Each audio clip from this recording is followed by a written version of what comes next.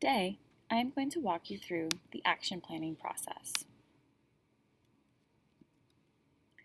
After creating your SMART goal around a problem of practice, you will next need to think about what steps you will take to meet your goal. This is where the work truly begins because it involves converting your goal into a process. Creating an action plan to meet your SMART goal is like framing a house. You must be purposeful and specific in each step in order to have your ideal outcome. Let's take a look at the important steps in action planning. First, lay your foundation for building by starting with the end in mind.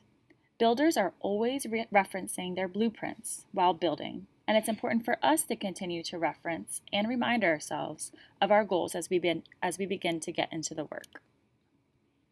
Second, you must build the foundation before you begin building the roof. We need to think sequentially to achieve what we want. For example, if our goal is for students to use data trackers when goal setting, maybe our first step should be for us as teachers to use trackers to set class goals. Next, just like when we are building a house, you must think critically about what time, materials, and cost will be necessary.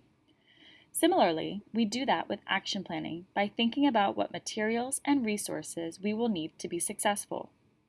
Think carefully and critically about what is feasible and remember to utilize the resources you have around you.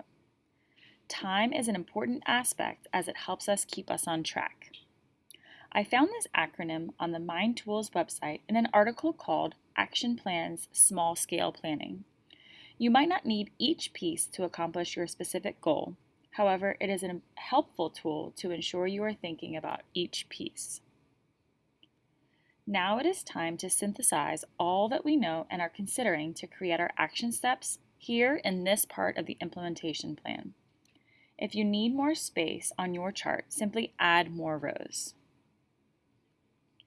Need help? Flag down a friend or contact your PBL specialist for support. Your implementation plan is due in its entirety by the end of October.